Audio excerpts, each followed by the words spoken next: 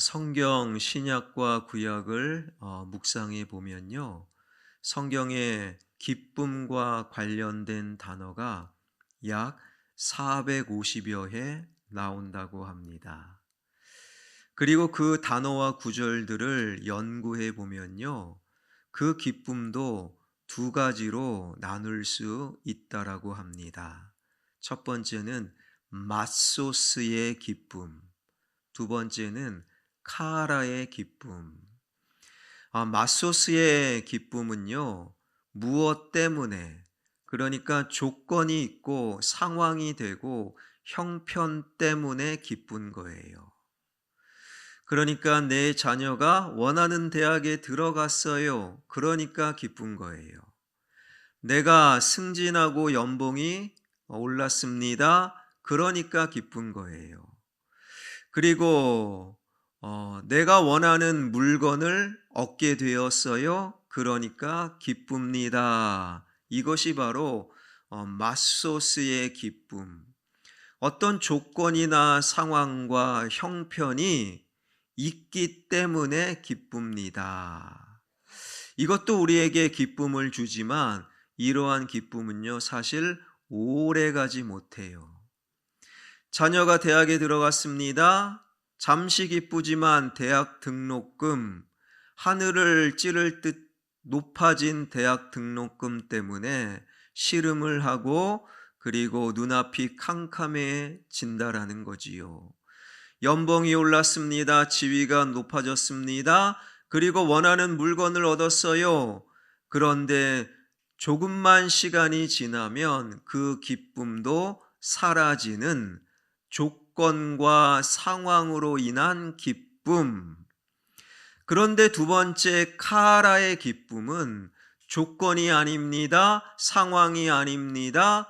바로 본질적인 조건과 상황을 뛰어넘는 성경적으로 예수님 때문에 기쁩니다. 이것이 바로 카라의 기쁨이라는 거예요. 조건과 상황으로 인해 내가 기쁨을 누리는 이러한 기쁨이 있는가 하면 조건과 상황을 초월하여 예수님을 신앙함으로 느끼는 기쁨, 카라의 기쁨이 있다라는 거예요. 그런데 오늘 본문 빌립보서는 조건이 아니에요. 상황이 아닙니다. 오히려 웃을 수 없는 상황 속에서 나는 기쁩니다 고백하는 사도 바울의 신앙을 엿보게 되는데요.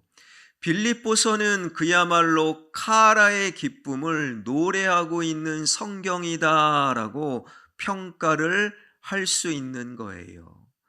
빌립보서는 총 4개 장으로 구성되어 있어요. 짧지요. 짧은 성경에 기쁨이라는 단어와 표현이 무려 18번이나 들어가고 있다라는 것이지요. 그러면 이 빌립보서를 쓴 사도 바울의 조건과 형편이 꽤 괜찮았나 보다. 그렇게 생각하면 안 되지요. 왜요? 빌립보서는 감옥 안에서 쓴 편지다. 그래서 옥중 서신 중에 하나이기 때문이지요. 지금 사도 바울은 순교를 목전에 두고 있어요. 순교를 코앞에 둔 채 그 로마의 감옥에서 쓴 편지가 빌립보서이다. 그럼에도 기쁨을 노래하고 있는 거예요. 성지순례를 가게 되면요, 바울이 순교한 장소, 그 장소에 세워진 교회를 방문하게 될 터인데요. 그 교회의 이름이 새분수 교회예요. 왜 새분수 교회인가? 그 교회를 들어가게 되면 바울이 순교했던 그 순간의 장면을 그림으로 그려져 있는 그림을 보게 되어 있는데 이런 그림입니다. 그러니까 바울에게 사형을 집행하는 자가 도끼 혹은 날카로운 것을 가지고 바울의 목을 참수합니다. 굉장히 끔찍한 그림이지요. 그런데 그렇게 참수당한 목이 떨어져 나가 한 번, 두 번, 세 번 튕겨지면서 피가 마치 분수처럼 싹 뿌려졌다 해서 바로 바울의 순교지 위에 세워진 교회가 새 분수 교회다라고 불리우는 거예요. 그야말로 바울의 마지막 죽음은요, 처참합니다. 끔찍합니다. 참혹합니다. 이러한 순교 마지막 죽음을 목전에 둔 채 바로 그 로마 감옥에서 감옥 밖 빌립보 교회 성도들에게 쓴 편지가 바로 빌립보서. 조건은 감옥 아닙니다. 상황은 죽음을 목전에 둔 상황이었어요. 그럼에도 사도 바울은 기쁨, 즉 카라의 기쁨을 우리에게 전하고 있는데, 아니 어떻게 기쁨을 이야기할 수 있습니까? 아니 어찌 그 상황 속에서 기쁨을 노래하고 있습니까? 오늘 본문 1절에 보니 그 해답이 숨겨져 있어요. 다 한번 읽어보겠습니다.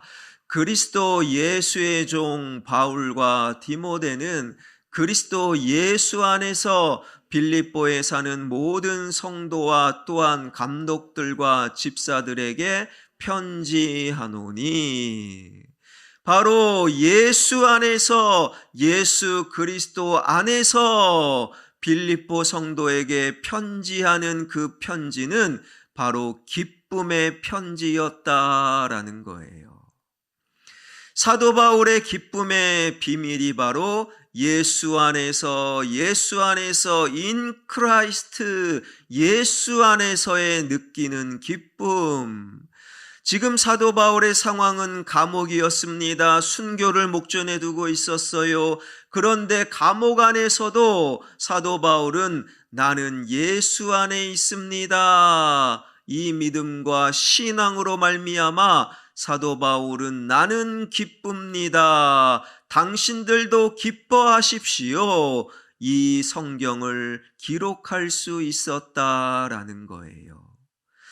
여러분, 예수 안에 있는 자, 예수 안에 있음을 놓치지 않는 자, 조건과 상황을 초월하여 항상 기뻐할 수 있다. 이것이 바로 사도 바울을 통한 하나님의 마음이라는 거예요. 여러분, 어떻게 예수님 안에 있을 때, 이 믿음 안에 있을 때 우리가 조건과 상황을 초월한 항상 기쁨을 누릴 수 있는가? 하나님께서 천지를 창조하실 때 매 순간마다 빠짐없이 했던 말씀이 보시기에 좋았더라, 굿을 이야기했어요. 한 걸음 더 들어가 특별히 사람을 창조하실 때는 very good, excellent, 심히 좋았더라. 그러니까 하나님께서는요, 천지를 창조하실 때, 사람을 창조하실 때 억지로 혹은 마지못해 창조하신 것이 아니라 기쁨 속에서 창조하심으로 말미암아 저와 같은 사람을 비롯한 모든 피조세계 속에는 하나님의 기쁨, 즉 창조의 기쁨이 깃들여져 있다라고 부르는 거예요. 모든 세상에는 하나님의 창조의 기쁨이 숨겨져 있다. 그런데 창세기 3장에 죄가 들어온 이후에 그 창조적 기쁨이 파괴되었고 변질되었지요. 여러분, 우리가 좀처럼 안 웃어요. 여러분은 어제 토요일, 주일을 예비하는 토요일에 몇 번 웃으셨습니까? 4층의 목양실에서 설교를 준비하는 동안에 저기 3층에서 식당에서 오늘 하이옴을 준비하는 권사님들의 웃음소리가 4층까지 들려왔어요. 그렇게 교회에 오면 웃을 일이 좀 많아지는데 여러분은 지난 한 주 동안에 얼마나 웃으셨습니까? 우리는 원래 창조적인 기쁨이 있는 존재들이었어요. 그러나 죄로 말미암아 그 기쁨을 빼앗기고 변질되었는데, 오늘날 뇌를 연구하는, 특별히 웃음을 연구하는 학자들의 연구에 의하면 어린아이들, 창조적 기쁨을 덜 빼앗긴 어린아이들은요, 하루에 보통 400번 웃는데요.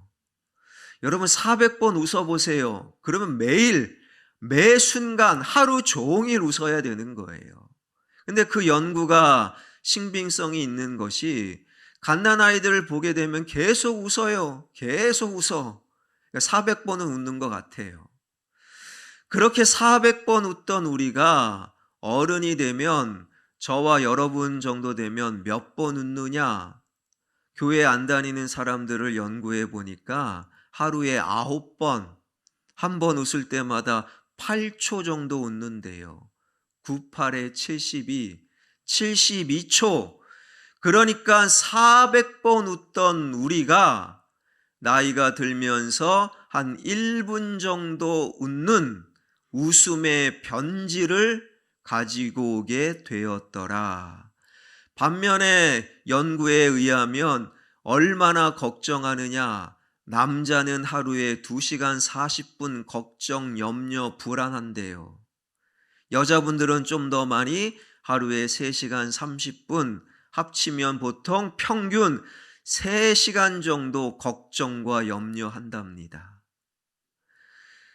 하루에 400번 웃던 우리가 변질이 되어 죄로 말미암아 하루에 1분 남짓 웃게 되었고, 대신 그 자리에 3시간 이상 걱정과 염려와 한탄을 하면서 살아가는 존재가 되었다. 그런 우리를 사랑하신 하나님께서 안 되겠다, 죄의 문제를 해결해 주시기 위하여 예수 그리스도를 보내주셨고, 예수 그리스도를 통하여 결과적으로 한 가지 기대할 수 있는 것은 창조적 기쁨을 회복하게 되었다. 예수님이 이 땅에 오셔서 죄의 문제를 해결해 주셨습니다. 그거를 2글자로 복음이다 라고 부르잖아요. 여러분, 복음이라는 헬라어 단어가 유앙겔리온, 이 유앙겔리온 복음 자체가 바로 기쁨을 말하는 거예요.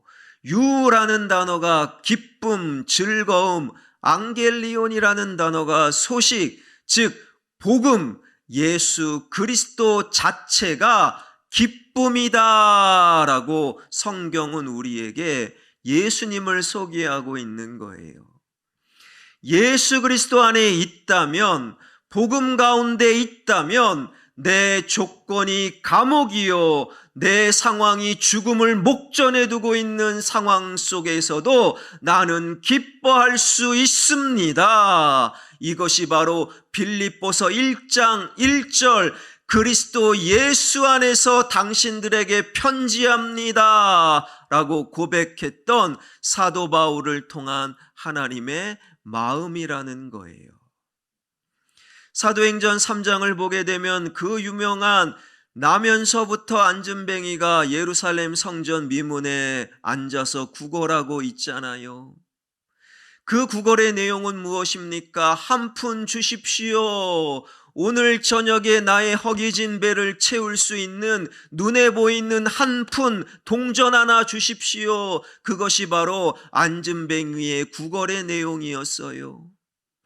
그런데 그 자리를 지나가던 예수 그리스도를 믿었던 베드로가 무엇이라고 이야기합니까? 나는 당신에게 줄 한 푼 은과 금은 없습니다. 그러나 나에게 분명히 있는 그분 예수 그리스도를 당신에게 소개하니, 예수 그리스도를 통하여, 그의 이름을 통하여 당신이여 일어나 걸으십시오. 복음을 전했다라는 거예요. 예수님을 소개했다라는 거예요. 한 푼 눈에 보이는 맛소스, 있다가도 없어지고 없다가도 있고 찾고 있다가도 없어지는 은과 금을 구하던 그가 영원한 복음 예수 그리스도를 통하여 일어나 걷게 되고 성전에 들어가 뛰며 찬양하며 하나님을 향한 기쁨을 경험하게 되었다라는 것이지요.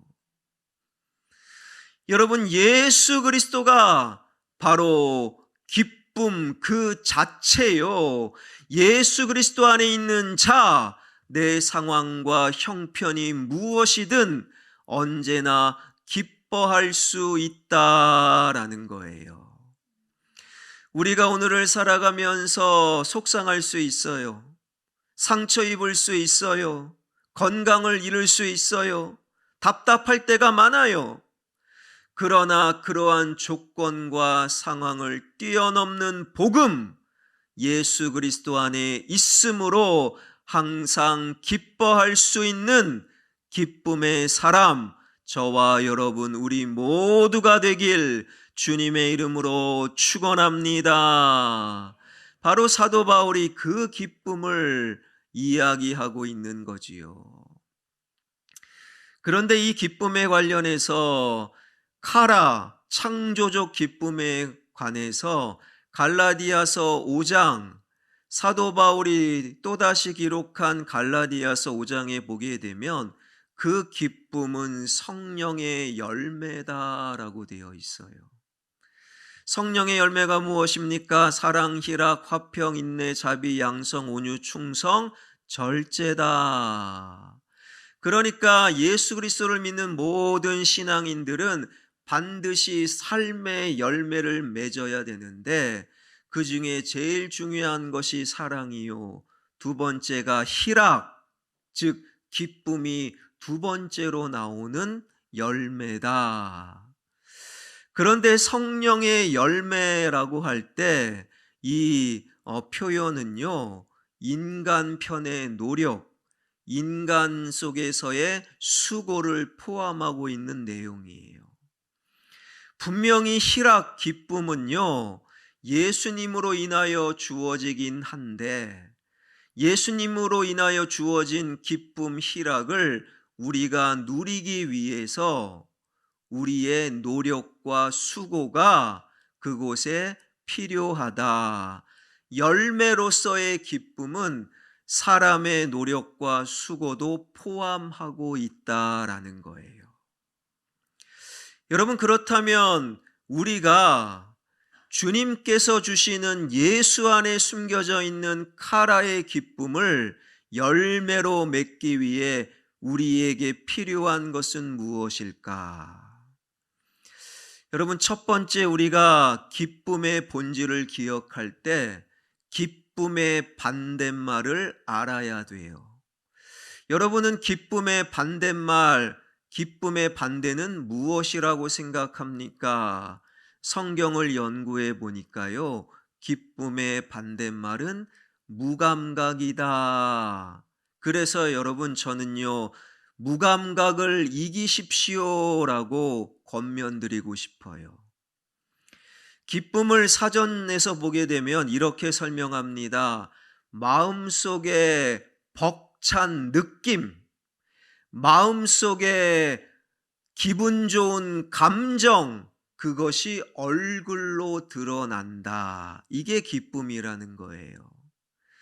그러니까 여러분, 우리가 얼굴의 기쁨을 드러내기 전에 마음속에 벅찬 느낌, 마음속에 어떤 따뜻한 감동이 와 닿아야 한다라는 거예요. 어떤 따뜻한 장면을 보고 그 따스함이 우리 마음속에 와 닿아야 돼요. 어떤 재미난 이야기를 듣고 그 재미남이 우리 마음속에 와 닿아야 된다라는 거예요.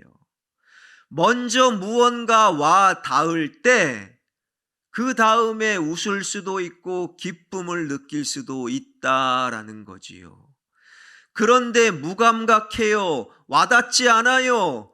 그러니 그러한 자는 절대로 웃을 수 없다, 기뻐할 수 없다. 그러한 측면에서 기쁨의 반대말은 무감각이다. 우리에게도 잘 알려져 있는 미우라 아야코 여사, 그분이 쓴 여러 책 가운데 길은 여기에라는 책을 보게 되면 한 에피소드가 기록이 되어 있어요. 그분이 몸이 참 안 좋았어요. 근육 무력증에 걸렸어요. 근육 무력증 환자들은요, 근육에 힘이 안 들어가서 젓가락 하나도 들기가 힘들다라는 거예요. 그러니까 힘을 못 쓰는 거죠. 그렇게 근육 무력증을 앓고 있는 그 여사, 그분이 언젠가 그냥 애를 써서 젓가락질해서 반찬을 하나 먹었답니다. 그런데 그 순간 마음속에 그 젓가락질을 해서 반찬 하나를 먹은 그 감격이 마음속에 물밀듯 와 닿은 거예요. 그리고 마음속에 벅찬 감동을 느낀 그분은 그 자리에서 펑펑 기쁨으로 한참을 울었다라는 거예요. 마음속에 무엇인가 와 닿아야 울 수도 있고 웃을 수도 있다. 여러분, 우리는요, 밥을 먹으면서 좀처럼 무언가 와닿지 않아요. 이 밥을 준비해 주시는 그분에 대한 감정, 이 밥을 먹고 싶다라는 나의 정상적인 육체적인 활동, 이 밥을 사 먹거나 준비하기 위해 나에게 이만큼 돈이 있구나, 이러한 생각들과 느낌들이 마음에 와닿지 않는 자들은요, 밥을 먹으면서 인상을 찌푸려요. 밥을 먹으면서 반찬이 왜 이것밖에 없어? 반찬 투정을 할 수밖에 없다라는 거예요. 여러분, 그러한 측면에서 저는 제일 싫어한 말 가운데 하나가 썰렁하다. 이건 아주 나쁜 말인 거예요. 왜요? 우리의 감각을 더 죽이기 때문에. 이러한 이야기가 있습니다. 제가 유머라고 쳐보니까 이런 몇 가지 유머가 뜨더라고요. 첫 번째, 김밥이요, 감옥에 갔대요. 왜 갔을까요? 참기름이 고소해서. 여러분 역시 신앙이 좋아요. 웃어주시니까. 비웃음은 아니죠? 한 번 더 갑니다. 10대 청소년이 20층 빌딩에서 떨어졌는데 멀쩡하대요. 왜 멀쩡할까요? 그 청소년이 비행 청소년이라서. 아주 분위기 좋아요. 한 번 더 갑니다. 추장보다 더 높은 자가 누굴까요? 맞아요. 고추장. 그런데 여러분, 어떤 분들은 아이 썰렁해. 뭐 하는 거야? 아이 썰렁해. 여러분, 그러면 안 된다라는 거예요. 물론 썰렁할 수 있어요. 재미없을 수 있어요. 그럼에도 우리 감각을 깨우기 위해 억지로 웃어주고 억지로 무언가 와닿는 것을 발견할 때 우리에게는 창조적 기쁨을 누릴 수 있는 자격이 주어진다라는 거예요. 무감각이 기쁨의 반대말이다. 그래서 무감각을 우리는 이겨야 된다. 창조적 기쁨, 조건과 상황을 초월하는 카라의 기쁨은 우리 주님께서 주시는 건데 열매로서의 기쁨을 누리기 위해 우리의 노력이 필요한데 두 번째는 이러한 노력입니다. 오늘 본문 2절 다 한번 읽겠습니다. 하나님 우리 아버지와 주 예수 그리스도로부터 은혜와 평강이 너희에게 있을지어다. 은혜와 평강이 너희에게 있을지어다. 지금 사도 바울은 감옥 안에서 끔찍한 순교를 목전에 둔 채 감옥 밖에 있는 빌립보 교회와 성도들에게 은혜와 평강이 너희에게 있을지어다 축복하고 있다라는 거예요. 여러분, 기쁨이라는 것은요, 바로 상대방을 축복할 때 그 현장에 기쁨이 찾아오기 마련이라는 거예요. 감옥 안에 있을 때 그 조건과 상황에서 가장 먼저 해야 될 말들이 뭐겠습니까? 감옥 밖에 있는 사람들에게 나 너무 힘들어, 너무 고통받아, 나 억울해, 나 좀 위해서 구명활동해줘, 왜 이렇게 면회 안 와, 다음번 면회 올 때 사식 넣어줘, 뭐 이런 말들을 첫 번째로 해야 되는 것 아니겠습니까? 그러나 조건과 상황을 초월한 늘 예수님 안에 있습니다. 그 믿음의 고백 가운데 사도 바울은 오히려 감옥 밖에 있는 성도들에게 은혜와 평강이 당신들에게 있길 원합니다. 축복하고 있다라는 거예요. 상대방을 축복할 때 감옥 속에서도 카라의 기쁨을 누릴 수 있다. 그래서 여러분, 우리는요, 오늘부터 만나는 사람에게 좋은 말 해주고 만나는 사람을 하나님의 이름으로 축복해주는 축복의 전도사들이 되어야 한다라는 거예요. 왜요? 축복할 때 그 속에 기쁨이 찾아오기 때문인 거예요. 그런 측면에서 옆에 분 살짝 보면서 하나님의 이름으로 당신에게 하나님의 복이 당신과 함께하길 원합니다. 서로 축복해 주세요. 하나님의 복이 당신에게 함께하길 원합니다. 여러분, 옆에 사람에게 웃으십시오, 웃으세요. 절대로 안 웃어요. 웃음을 강요하고 웃음을 억지로 만들어낸다고 웃는 게 아니에요. 상대방을 축복할 때, 상대방에게 복을 빌 때, 상대방의 하나님의 이름으로 그 사람에게 안부를 물을 때 그 속에 웃음이 찾아온다. 그래서 상대방을 꼭 축복하는 자 되어야 한다라는 거예요. 이 기쁨이라는 것이 열매로서의 기쁨을 생각할 때 우리의 세 번째 노력 3절에 기록이 되어 있어요. 3절 다 한번 읽겠습니다. 내가 너희를 생각할 때마다 나의 하나님께 감사하라. 내가 사도 바울이 빌립보 교회 성도들을 생각할 때마다 나오는 게 뭡니까? 감사. 여러분, 그래서 생각과 감사는 그 어원이 같다. 제가 여러 번 말씀드렸잖아요.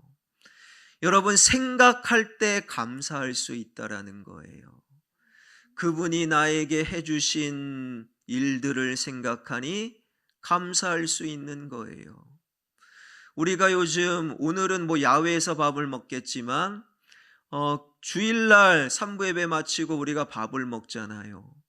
그 밥을 준비하는 구역장, 구역원들을 생각할 때 감사할 수 있는 거예요.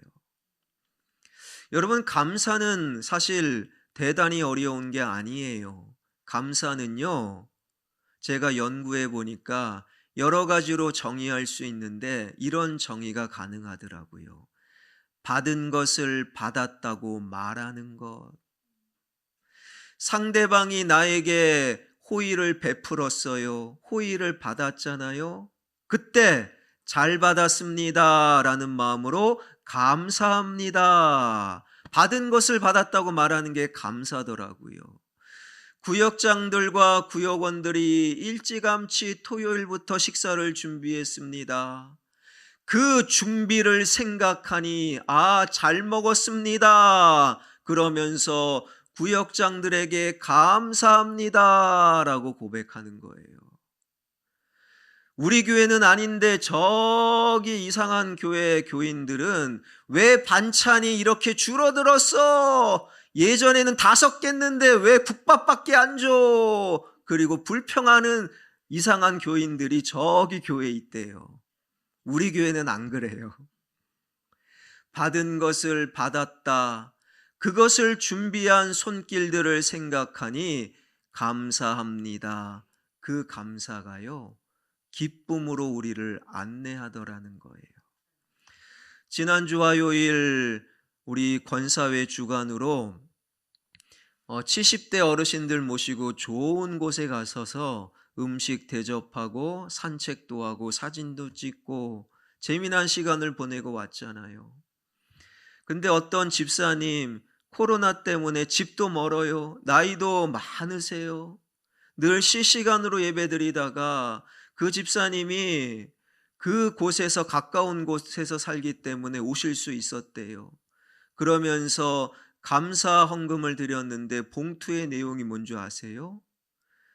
하나님, 이 나이에 어버이 섬김의 날 어버이 행사에 참여할 수 있게 해주셔서 감사합니다. 그것을 준비한 교회와 권사님들을 생각하니 감사합니다 고백하게 되었고, 그 집사님 오래만에 만나는 모든 어르신들이 함께 기뻐하며 함께 얼싸 안을 수 있었다라는 거예요. 여러분, 감사가 기쁨으로 우리를 안내하는데 그 감사는 생각하는 자들에게 찾아온다. 그래서 주님을 생각할 때 감사할 수 있고 그 감사는 우리를 기쁨으로 인도한다.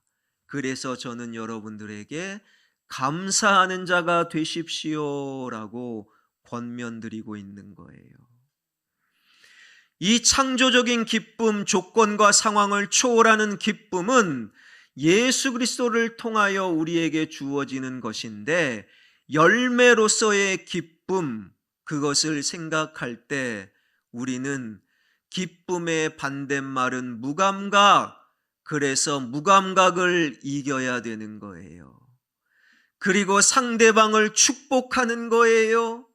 그리고 생각함으로 감사하는 자, 그래서 카라의 기쁨, 창조적인 기쁨을 우리는 누릴 수 있는 것이지요. 이것이 어려운 게, 인간의 뇌를 연구하는 학자들에 의하면 여러분, 우리 뇌가 똑똑할까요? 안 똑똑할까요? 우리 뇌가요, 멍청할 때가 많대요. 그래서 목마름과 배고픔을 구분 못할 때가 많대요. 목말라요. 그래서 물을 마셔야 되는데 이 멍청한 뇌가 배고픔으로 착각하고 물은 안 마시고 밥을 먹는데요, 음식을 먹는데요. 그러니 어떻게 되겠습니까? 여전히 목마름은 계속 남아있는 대신 살만 찐다는 거예요. 이 뇌를 연구하는 학자들 그 말을 영혼으로 적용해 보면 영혼도 똑같아요. 우리 영혼에 목마름이 있어요. 갈급함이 있어요. 그 영혼의 목마름과 갈급함은 바로 예수 그리스도를 통하여만 채워지는데, 우리의 어리석음은 무엇입니까? 쇼핑으로 채웁니다. 여행으로 채웁니다. 돈으로 채웁니다. 운동으로 채웁니다. 그런데도 여전히 영혼의 목마름은 채워지지 않는 것이지요. 이러한 영혼의 어리석음을 멈추고 우리 영혼을 예수님 안에서 채워나가는 거예요. 예수님 안에서 무감각을 이기고 예수님 안에서 상대방을 축복하며 예수님 안에서 서로를 생각하며 감사함으로 늘 항상 조건과 형편을 초월하는 기쁨의 삶을 살아가며 기쁨을 누리는 저와 여러분, 우리 모두가 되길 주님의 이름으로 축원합니다.